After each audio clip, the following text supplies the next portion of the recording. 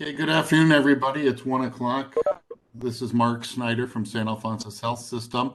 Thank you for joining us for our media briefing on the latest on COVID-19 in the Treasure Valley. We have representatives from Saint Alphonsus Health System, Dr. Stephen Nemerson, the Chief Clinical Officer, Dr. Frank Johnson, the Chief Medical Officer at St. Luke's Health System in Boise, Elmore, and McCall, and Dr. Richard Augustus, the Chief Medical Officer with West Valley Medical Center in Caldwell. As a reminder, we ask you that you please turn off your cameras if you are a member of the media and mute your line until you are prepared to ask a question. WebEx does not give us the raise the hand feature that I've been able to find. So when we get to the Q&A portion of the presentation, if you'll just unmute yourself and announce that you're interested in asking a question, identify yourself and your media outlet, that would be very helpful. And you can also submit your questions via chat if you so choose, and we will monitor those and ask the questions of our speakers. So now we will ask our presenters, Dr. Stephen Nemerson from Saint Alphonsus Health System, if he will kick off for us this afternoon. Dr. Nemerson? Thank you, Mark. Pleased to be with all of you today, and I appreciate the important role that you have in distributing and informing the public of accurate scientific and epidemiologic information. I come to you today in what really is the most extreme healthcare delivery situation the state of Idaho has ever experienced. Back on December 14th of 2020, we at Saint Alphonsus Health System delivered the first COVID vaccine in the state. And at that time, I said that this is our D-Day in the war against COVID.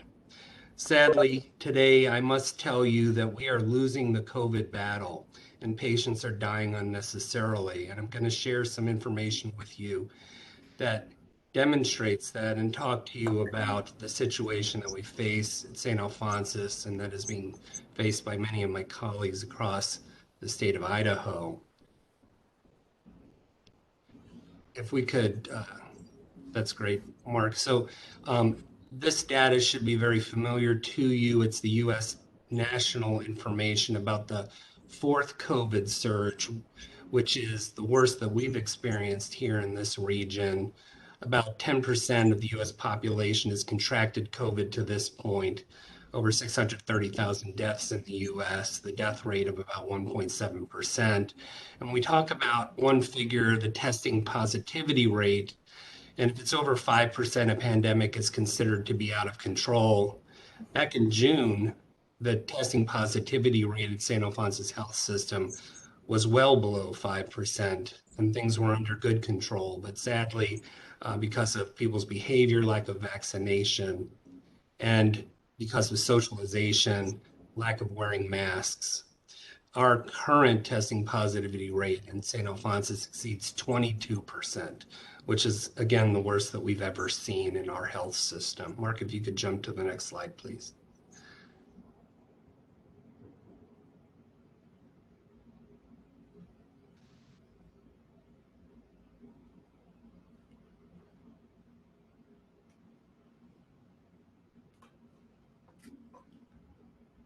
And just press, there we go, thank you. So as of today, this data you should be familiar with, and you see the surge at the far right of both of these graphs in both Oregon, where we have acute care facilities, and in Idaho, where we have our principal hospitals. You see the surge growing unabated at the present time. And as we go on to the next slide, please. Here are inpatient hospitalizations of COVID positive patients at St. Alphonsus, and you see that we are at a level that is equal to and really exceeding what we experienced last December. The major concern that I have right now is there's no evidence that we are reaching a peak at this point, and our predictive modeling based on highly accurate data suggests that we will continue to see a climb through the month of September. Next slide, please. Now, consistent with the climb in hospitalizations, which is connected with that COVID spread throughout our community, we see also a number of our employees requiring quarantine because they've either been exposed to COVID almost exclusively outside of our facilities in their homes and in the places that they live their life, or they've actually contracted COVID in those places. But hidden in this graph is a really powerful piece of information. And what you see is right now we have about 48 people that are on COVID quarantine that would otherwise be able to work if they hadn't been exposed or contracted COVID. But we compare that to the 170 that we saw back last December, and we realize that this is a manifestation of the vaccine working, keeping people healthy and keeping them able to take care of their fellow human beings in our hospitals. Profound data validating the fact that we should be vaccinating everyone possible and that it is essential in healthcare systems to vaccinate all of our employees. So, Mark, you can turn that off now. Thanks. So that's our data. Right now in Saint Alphonsus Health System, we are exceeding 100% of our staffed hospital capacity due to COVID, which is superimposed on cancer, heart attack, stroke, and a record number of urgent medical conditions that are coming to our hospitals, in part because people have neglected their health during the pandemic, and in part because people are just experiencing normal medical illness that we see this time of year. In terms of COVID volume in our two principal acute care hospitals, at Saint Alphonsus Regional Medical Center, over 20% of our inpatient volume is COVID positive. And at our Nampa Hospital, it's over 35%, and again, growing. This urgent medical demand and system stress requires incredible coordination within our system, and we are also doing coordination across the entire state of Idaho and throughout the Northwest region to get patients the place they need to be, the right place at the right time with the right provider. But it is becoming more and more difficult, and we are really at the extreme of contingency conditions now. As a result, my system has made the very difficult decision to limit what we call medically necessary but time-sensitive procedures, to either delay them or not do them at all until we can get through this surge. And these are people that require care now or in the very near future. Those things that we call elective procedures, we discontinued them weeks ago.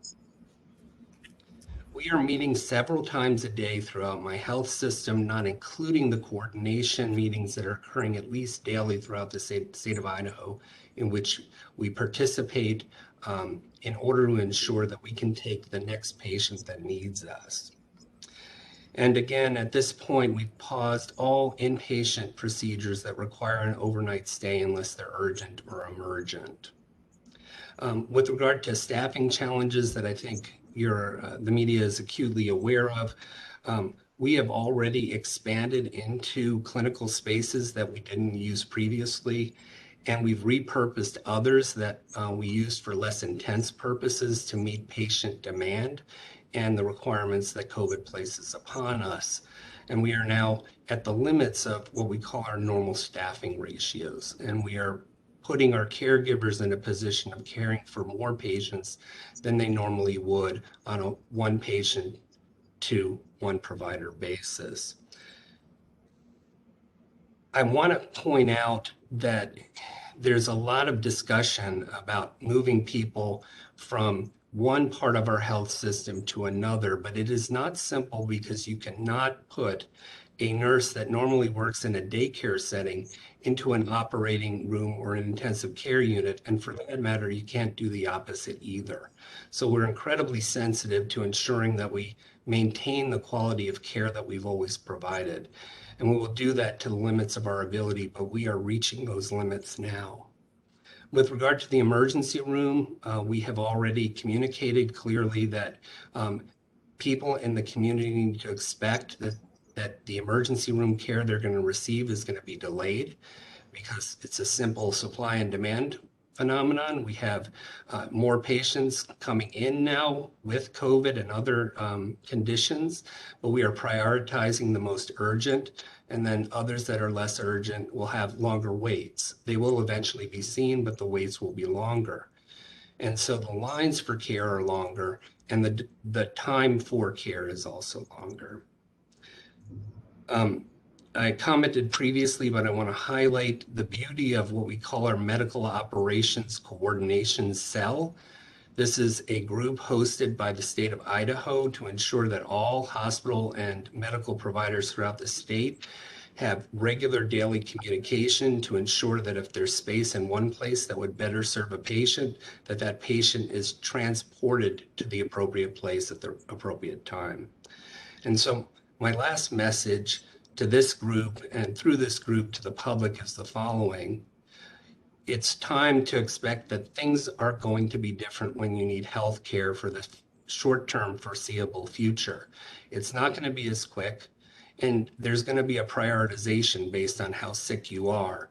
You should be prepared to take care of yourself at home when possible, meaning have a thermometer, have a pulse oximeter, have a blood pressure cuff so you can communicate with people, your providers, over the computer so that you can receive care in the home. But of course, we want you to come to our emergency departments and hospital as necessary. Certainly, if you have signs and symptoms of conditions like a heart attack or a stroke, don't wait, come in, you'll be first in line.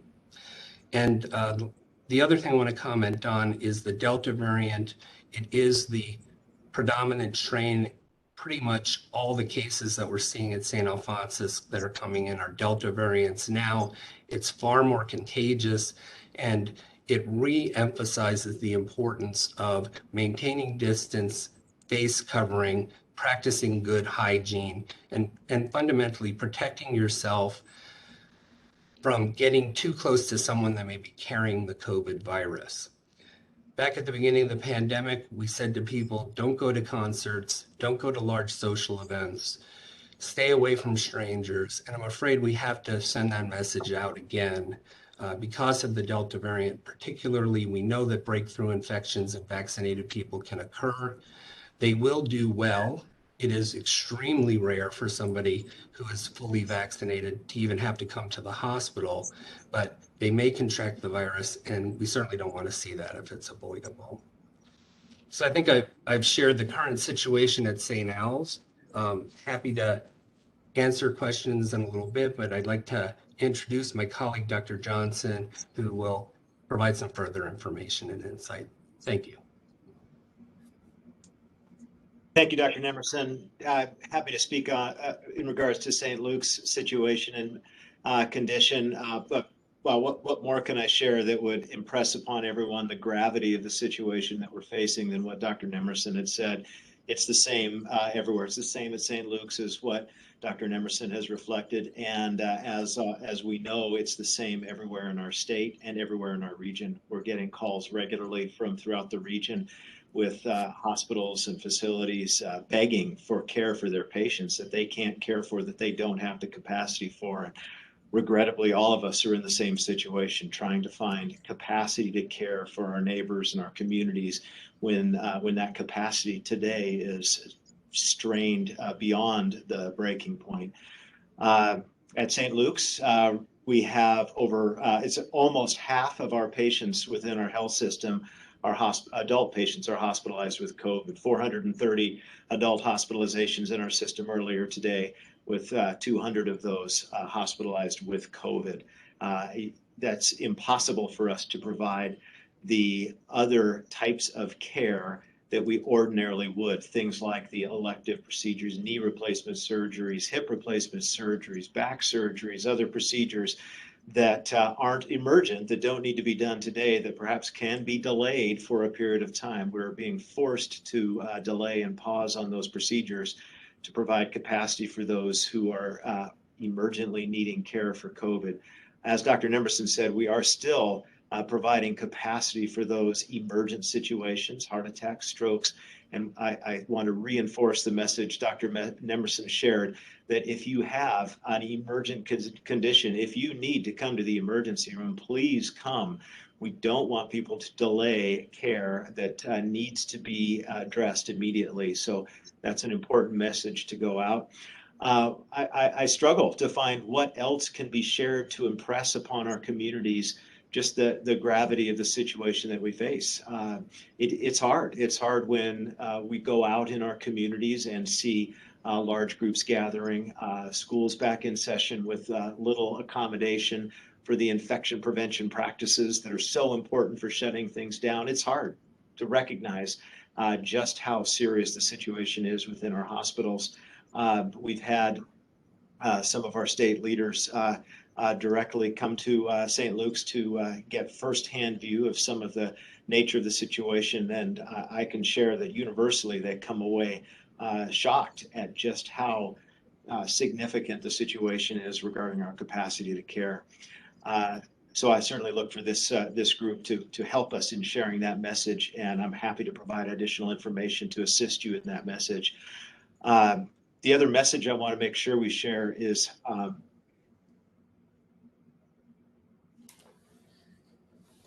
and I can't help but get emotional when I talk about it. I apologize for that. Excuse me. How impressed we all should be with our healthcare workers who are stepping up in crazy, ridiculous circumstances to provide the care they need for their community.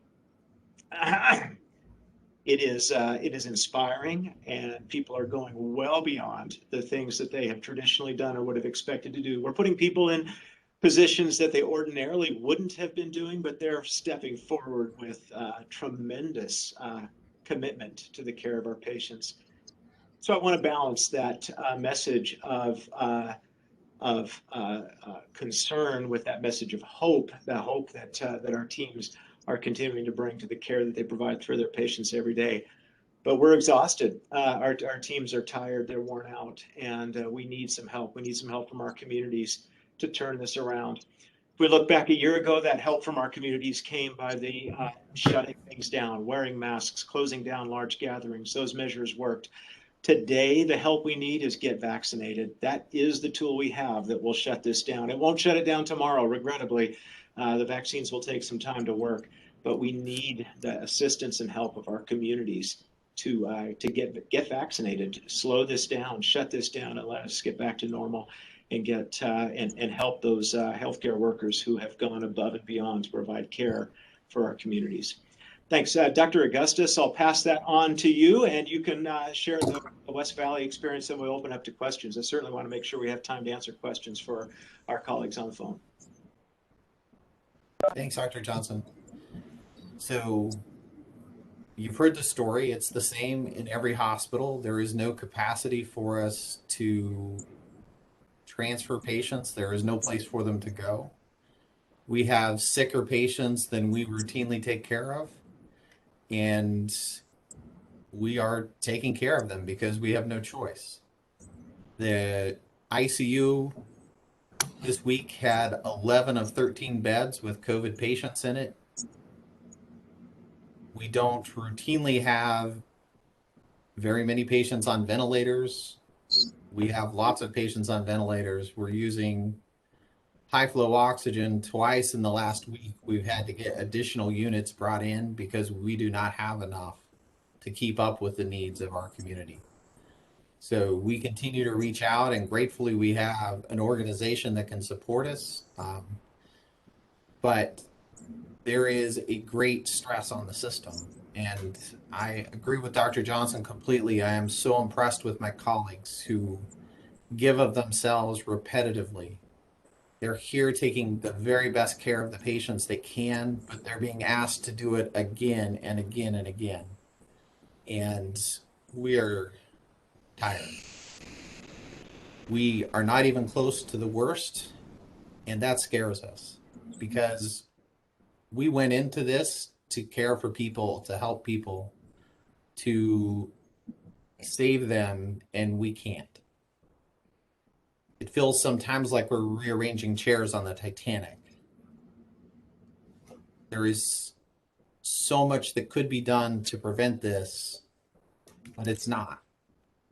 And the folks I work with are heroic in their efforts, but we continue to lose people who didn't have to die. We continue to comfort families after a death that didn't have to happen. And there is heartache and there is pain, and there are folks who are suffering who don't need to suffer. And we need to do our part to help. I think that all of us recognize things that we can do to slow this down. And we need that help from our community. Please think about the little things you can do. Wearing a mask, wearing your seatbelt, doing simple stuff that keeps you out of the hospital so that we don't have more burden. We want to take care of you. We love our jobs. We went into this because we had a passion for helping people. We want to be able to do it, but we need your help. I hope that we can get through this. I am terrified that if it continues to rise at the rate it's rising, that we won't be able to help in the way we want to. I can't imagine that decision, whether we could or couldn't give care to someone. I don't ever want to make it. So I hope that we can stop now before we have to. Thanks. Thank you, Dr. Augustus, Dr. Johnson, and Dr. Nemerson. Before we open it up to questions, there is somebody who has a camera on and we're just seeing black. If you could make sure your camera is turned off, that will allow the doctors who are speaking to be seen more clearly by those folks who are tuned in the media. I won't call out who the person is, but I do know who it is. So I will ask everybody to check your cameras and make sure they are turned off. Audrey Dutton has managed to figure out how to get the hand raising to work on WebEx better than myself, and she has her hand raised, and the prize she wins is she gets to ask the first question. So Audrey, I will turn it over to you. Thank you. I have a lot of questions. My first question is something that I've been asking a lot of people, and I haven't gotten really a solid answer. In communities with high infection rates and low vaccination rates, are children and teachers safe in schools that aren't requiring masks for all staff and students? And since parents are having to make yes or no choices about whether to send their kids to school, frankly, based on less information than you all have, can you please answer yes or no?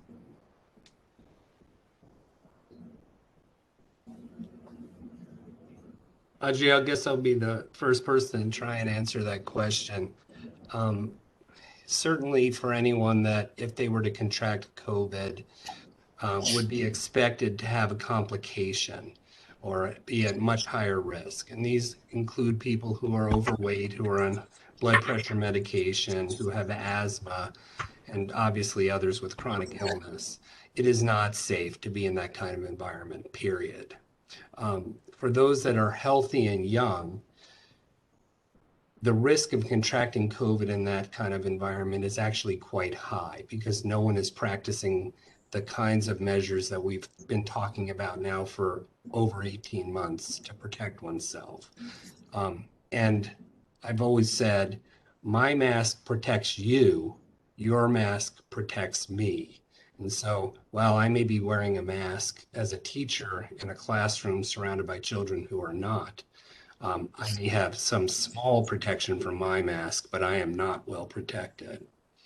So children who contract COVID are unlikely to end up in a hospital or die from it, but I don't think any of us want our children to get sick. So that's a question that parents have to ask themselves when sending their child to school, to a high-risk environment where in coming weeks and months, as long as the amount of COVID in the community is as high as it is, there is a high degree of possibility that your child may contract COVID. And then the last thing is we all know that there are a small number of cases of children that get very sick from COVID. It's rare, but it does occur.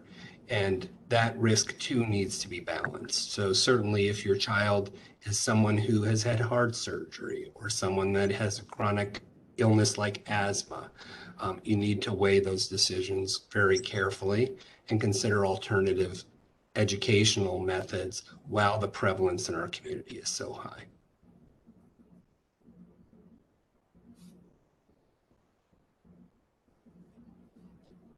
So is that a no? Is that a no? Ask the question again. I think I forget your question. I gave such an impassioned answer. Is it safe in communities with high infection rates and low vaccination rates for children and teachers to be in schools that are not requiring masks? Yeah, so I would say it is not safe. Yeah, I just need to know. Right, that's kind of probably good. Thank you. Okay, thank you, Audrey. I know you have more questions. Maybe we can circle back to you. The next hand I see raised is Joe Paris. Joe? Thanks, Mark. Joe Paris with KTVB in Boise. Noticeably this week, Governor Brad Little said that the state was pulling out all the stops to try to fight off COVID, specifically calling up the National Guard. Aside from asking the community to get vaccinated, do you believe that local leaders or state leaders could do something more to, I guess, promote a healthier ecosystem in the hospitals going on right now? I guess the question, long story short, is could more be being done from a leadership perspective to facilitate safer communities?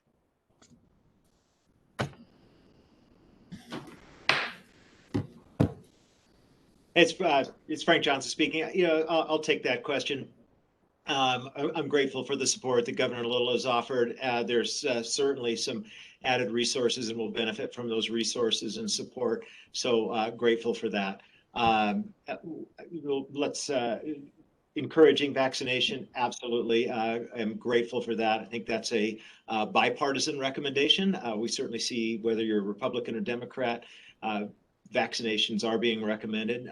Maybe some differences of opinion on the nature of how those vaccines should be administered or required or chosen, but at least there's universal agreement that vaccines are a great idea. People should get vaccinated from both political party leadership. So that's grateful.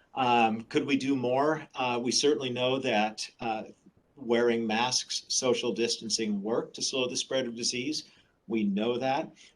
If we had additional efforts to encourage those behaviors, that would be fantastic. It would slow the spread of our disease. We certainly recognize everyone's in a tough spot in terms of figuring out how to make that happen.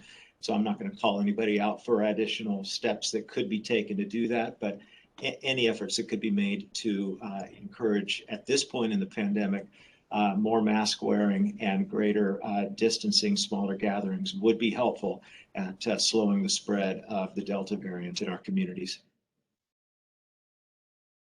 Joe, if I could tag on Dr. Nemerson, Saint Alphonsus, I would say a couple things in addition. I agree with everything Dr. Johnson said.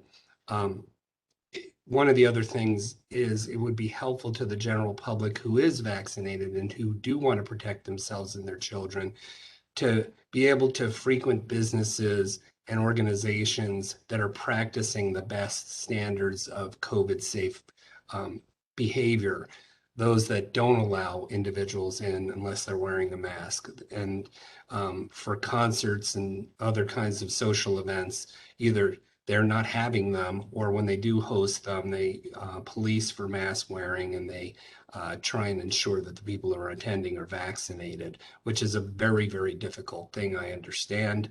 And by the way, it's created tremendous burdens on us as health systems when the demand for proof of vaccination for somebody who's lost their card or proof of COVID negative test comes forward. But I think it would help for our leaders in the communities to support those businesses that are engaged in those best practices.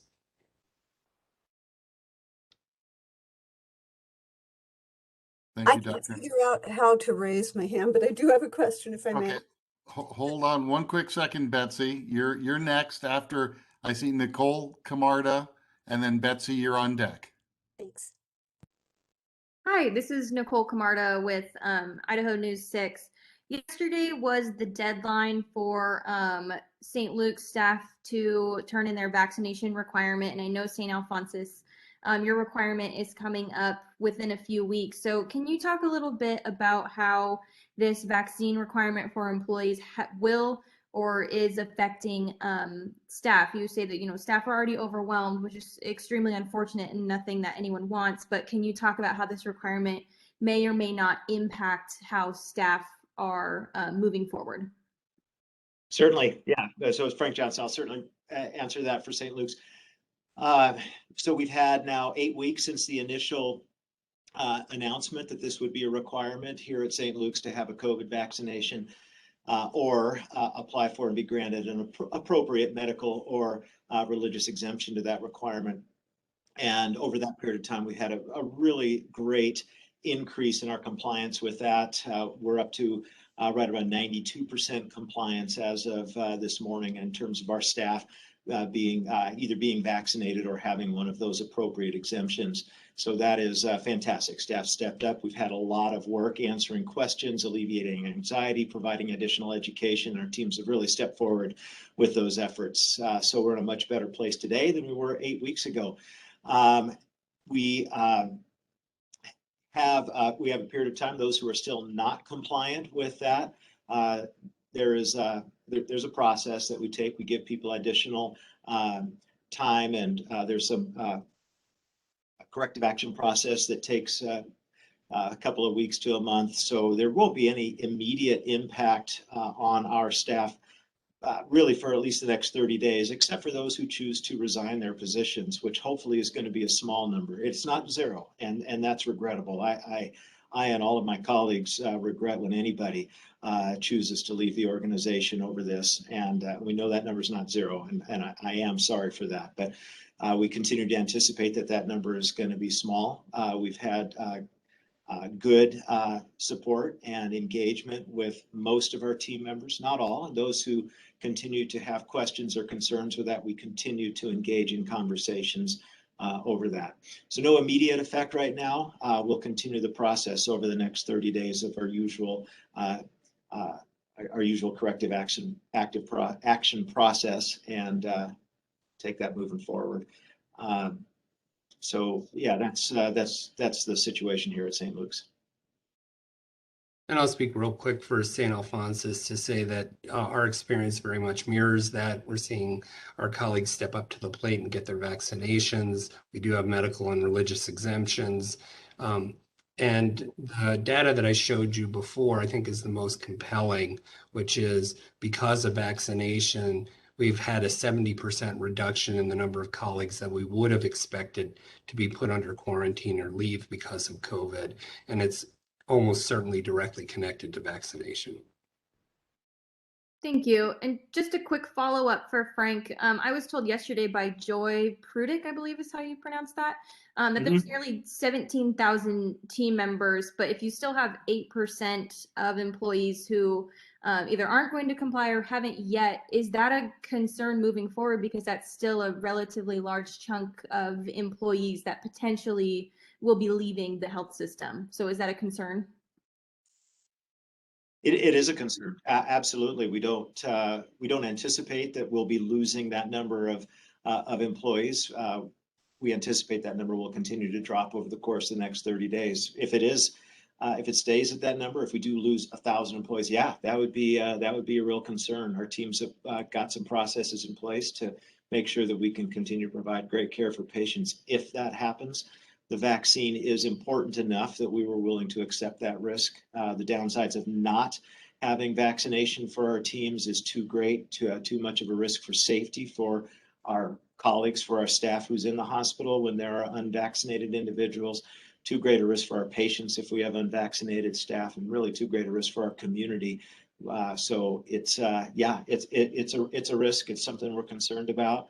We're taking every step we can to try to minimize that risk, but it's a consequence that we'll accept because the alternative is really not acceptable. Thank you. Next up, as promised, Betsy Russell. On deck is Melissa Davlin. Thank you. This is Betsy Russell with the Idaho Press, and I have a question for all three of you. It is a two-part question. First, how many of the COVID patients in your hospitals are unvaccinated?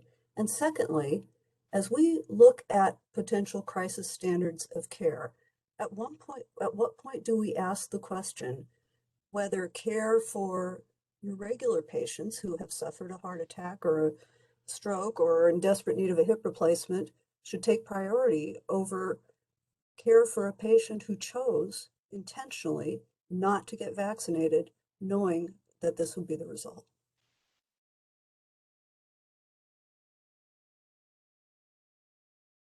At St. Luke's, the percentage of patients with COVID who are unvaccinated runs right around 95%. That's been pretty consistent over the last couple of weeks. So 5% vaccinated, 95% unvaccinated for COVID hospitalizations at St. Luke's. The second question about prioritization of care. If we must implement crisis standards of care, we'll be following the state guidelines on that. The state of Idaho has a crisis standards of care plan, and we of course would be following that particular plan. That outlines how prioritization of treatments would be made. So that we'd be following that plan. And I assume that plan does not take into account whether or not someone chose to get vaccinated? That's correct. That is not included as one of the criteria on the plan. Betsy, Dr. Nemerson, St. Al's. So in our system as well, approximately 95% of the patients that are admitted with COVID are unvaccinated. And as far as those that come to the intensive care unit, about 99% of the patients with COVID that enter the intensive care unit are unvaccinated. And we have had no deaths from COVID in vaccinated patients, only in unvaccinated patients. And then to your point about crisis standards of care and those that have elected not to be vaccinated, we too will continue to take care of patients regardless of their decisions about vaccination, their political beliefs, or anything else. This is Dr. Augustus at West Valley. We have seen the same thing. We have 95% of our patients are unvaccinated. We have continued to see that the vaccinated patients do not wind up as sick when they do get hospitalized. And like everyone else, we will be following the state guidelines for the crisis standards of care, and let's hope that we never have to make those decisions. Next up is Melissa Davlin, and on deck is Ian from the Statesman. Thanks, Mark. This is Melissa Davlin with Idaho Reports. I had a question for any or all of you about where you are now in contingency standards of care, and functionally how different that is from what I'm hearing about crisis standards of care. You're describing untenable nursing to patient ratios. You're describing having to reschedule important but non-emergent procedures. What stops are left before you ask the state to pull the trigger on crisis standards of care? I think I'll field that first. So I think it's really important to emphasize that when and if crisis standards of care are activated in any region in the state of Idaho, that's part of the continuum. So here at Saint Alphonsus Health System, and I would argue for all the health systems across the state, we're at the most extreme level of contingency standards of care now. So we're taking care of patients in clinical areas, generally speaking, but that may not have been dedicated for that purpose. Initially, we're looking at non-conventional areas like classrooms. Kootenai is taking care of, or is at least opened a space to take care of patients in a classroom. And so that's the point at which we then say this isn't just a contingency anymore, but it's truly a crisis, because we're doing things that we would do under absolutely no other circumstance. And we begin to worry about the quality of care that we're able to deliver. So we're I'll speak for St. Alphonsus, we're at that extreme point. As long as we can continue to fit in the next patient that requires our higher level of care, whether it's in the intensive care unit, the operating room, or our medical surgical units, then we will not require calling for the activation of crisis standards of care. And I too am hopeful that we will be able to avoid this if it doesn't get much worse.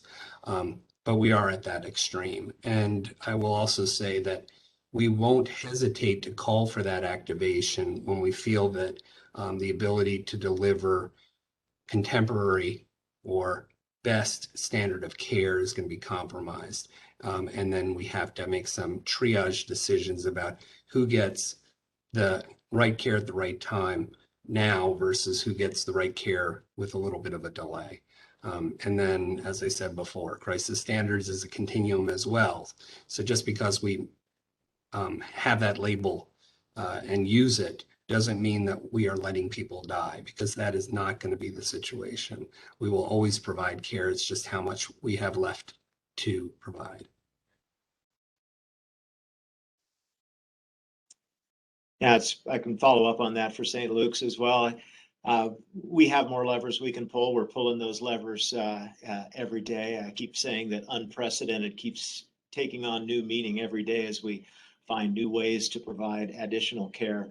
So we continue to expand the places, the physical spaces that we're providing care, providing critical care level services to patients in units that traditionally haven't done that. We continue to expand our nursing teams and are pulling in nurses from other roles and responsibilities to work in team-based care with more experienced critical care nurses so that they can do that. We've shuffled units and people around the hospital to find those nooks and crannies of care. And we're working with our state partners and our regional partners to help distribute supplies. As Dr. Nemerson pointed out, our medical operations coordination cell is working regularly to help either move patients around if that's what's needed to provide care, or move supplies around if that's what's needed. I know Dr. Gustus out in West Valley, we worked together on this last Friday afternoon to find some of the respiratory therapy supplies that were necessary to help West Valley take care of patients. So we're all working together to find those nooks and crannies and to pull whatever lever we can. Our people are going to keep stepping forward. I don't see that as a limiting factor in our ability to provide care. It's going to be when we run out of physical space and when we run out of the supplies necessary, whether that be ventilators or other respiratory therapy devices. The care's going to look different. It is looking different today.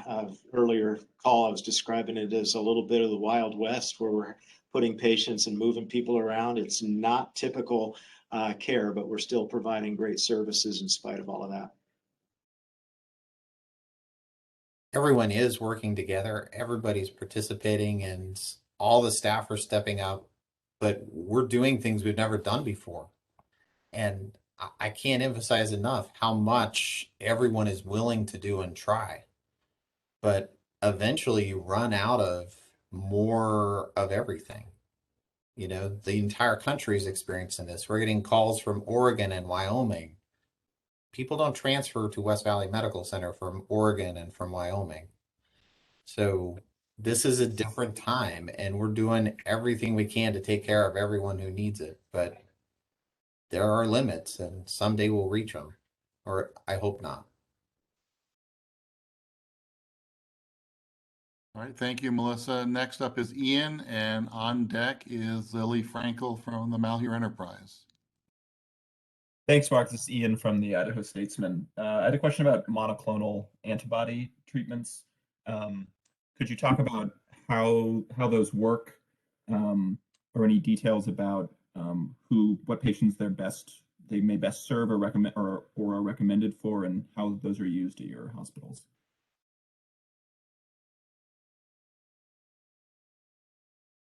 Sure, I'll jump in again.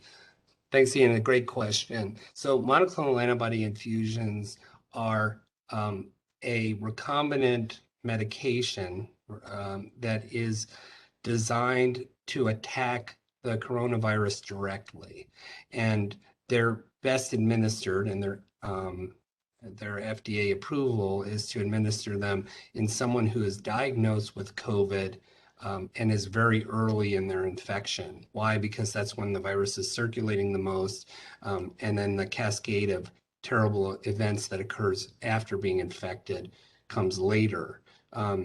And so your question about monoclonal antibody infusion, who qualifies, it's someone within 10 days of diagnosis of COVID, and the earlier in that process, the fewer number of days, the better.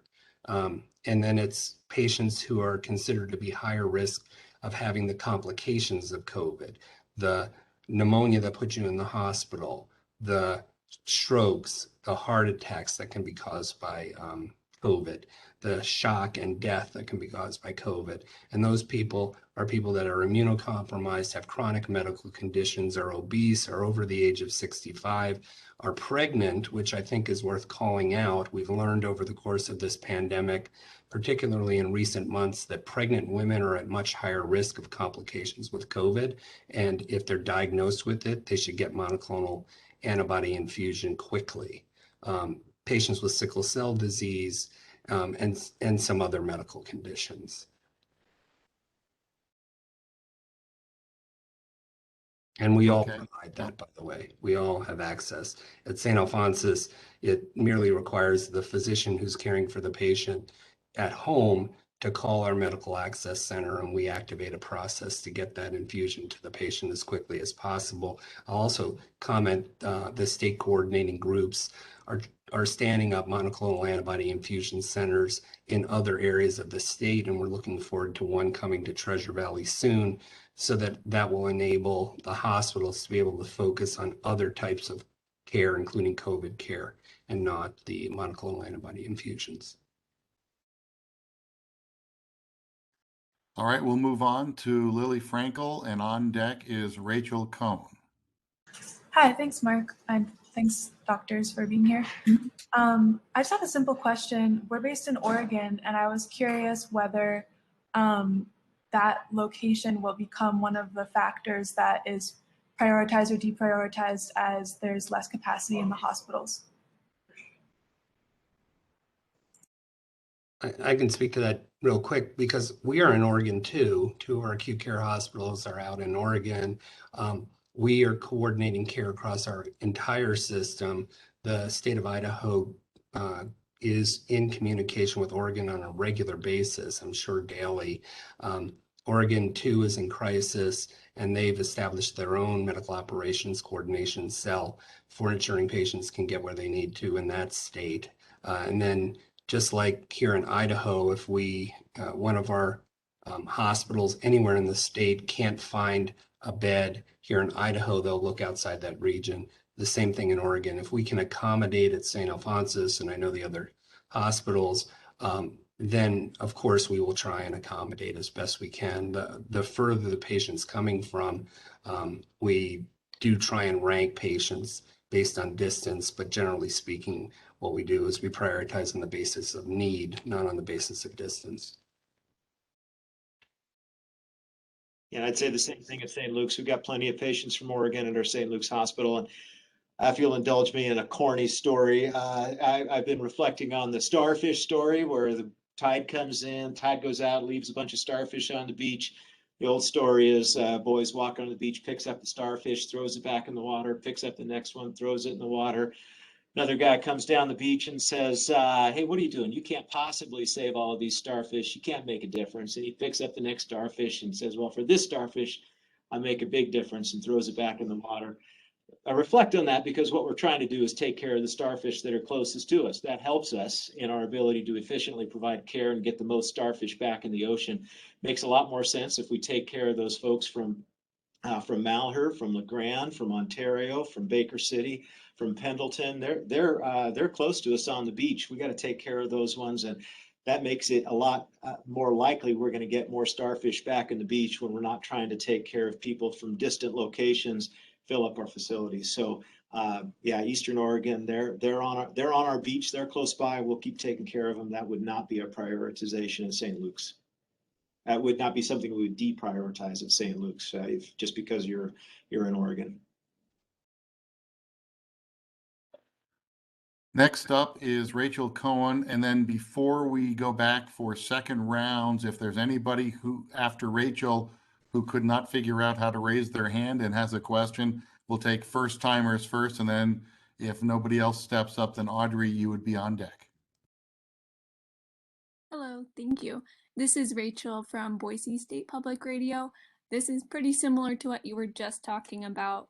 So I was just wondering if you could expand a little bit more on the region-wide impacts that you're noticing. You know, are your facilities accepting patients from outside usual service areas, or are small hospitals in the state having trouble getting patients into regional hospitals? If there's any more insight you could add there, that would be helpful. Yeah, I can address that first, and others can weigh in too. We are doing a lot better at figuring out how to take care of the most patients in the most efficient way. If you asked that question from a couple of weeks ago, I would have said, "My goodness, we're getting calls from all over the place, and if we've got an open bed, we're taking them. We're filling up our beds with some people coming from distant locations outside of our usual catchment areas." As we've gotten better, and as our coordination and communication with not only our state but our surrounding states has gotten better, we've all gotten better at communicating that. So Dr. Nemerson and I, and Dr. Augustus may be on these calls too, is on daily calls within our state, hearing from some of the smaller hospitals around our state, some of their limitations, and we work it out. We say, "Hey, you've got a patient up here in Orofino, you got someone in at Benoit, wherever it might be, who needs care." We figure out where we can get that patient to provide care within our state. If there's needs from our surrounding states, yeah, we'll help out as we can, but we're in communication. If you're coming from Northern California and are needing a bed, we're going to try to find somewhere closer that could accommodate the needs of that patient. We're going to work with our surrounding states to do that. If we have capacity and can take that, if there's a need, then we'll certainly look at accepting people from a broader area. Yeah, and we should also comment that the smaller hospitals in the state of Idaho are taking our patients. So as our patients complete their COVID journey or other types of medical care journeys, and they don't require the intensity and sophistication of the highest level of care that we can provide, things like open heart surgery and ECMO and very sophisticated respiratory support, and I could go on and on. But other hospitals can provide good basic medical surgical care. If a patient has gotten over that hump and is safe to go back to a smaller hospital, we are also doing that now. Okay, before we get to Audrey, is there anybody else who has a first go round? We've got about 7 minutes left. I want to maximize everybody's opportunity. Okay, hearing none. Audrey Dutton, you're up. And then following Audrey, we have Ian again. Thank you. When you look ahead a year or two, and Dr. Johnson, this might be maybe a best question for you. When you look ahead a year or two, what does the healthcare workforce situation look like? Not just with people having left due to burnout, but with nurses leaving to take travel placements right now, you know, kind of having to bring in travelers as people are leaving to take travel placements, and also the next generation of professionals entering right now when it's not exactly the ideal time. Well, that's a great question. You might think it's not the ideal time, but it's absolutely fantastic. We're seeing significant increases in the number of people entering nursing school and entering medical schools. We're seeing a real desire to serve, and this pandemic has inspired that in a way that maybe would be surprising. Here at St. Luke's, we just completed our onboarding of a big cadre of new nurses who is thrilled to provide care, is excited to do that. And that's really helped us here just in the last week to add to our staffing because of that. So there's some real excitement there. If we look at medical schools and residencies, one of the things that I heard earlier this summer that I think was really cool is that psychiatry residencies in the United States this last fall almost completely filled with applicants. That is unheard of for psychiatry residencies. Usually there's some openings and gaps, but this year they filled almost all of their available residency slots for psychiatry, which is fantastic. We all know that there's a need for additional mental health help. So yeah, I think I'm optimistic for the next year. I think we're going to see a real injection of new enthusiastic individuals who are here to serve their communities. It's fantastic. Thank you. That's the optimism is not what I've heard from a lot of people, and it's good to hear that. Thank you, Audrey. Ian, you're next, and then time permitting, I think we can get through. Melissa, you're in the hole. Thanks, Mark. This is Ian again from the Statesman. Dr. Nemerson, this is for all of you, but Dr. Nemerson, you mentioned that almost all of the patients you're seeing now, you believe, are infected with the Delta variant. I'm assuming that's the case for your other hospitals, but please correct me if I'm wrong.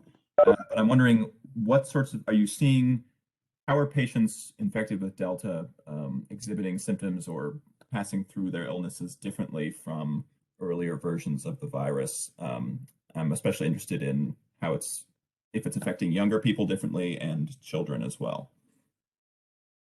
Great question. So this pandemic has become one of the unvaccinated and the young.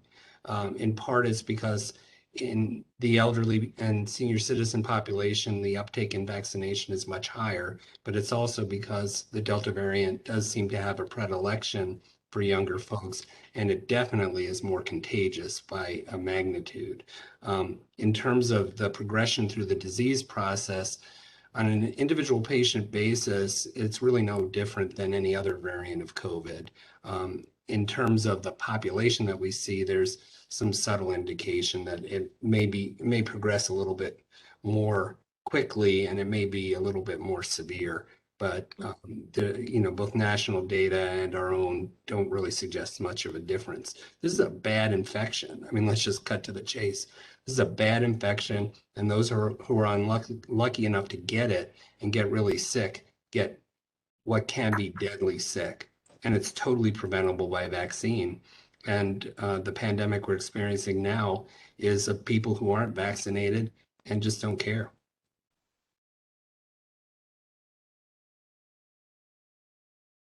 Okay, Melissa, you've got the honor of the last question. Yours is the last hand rising.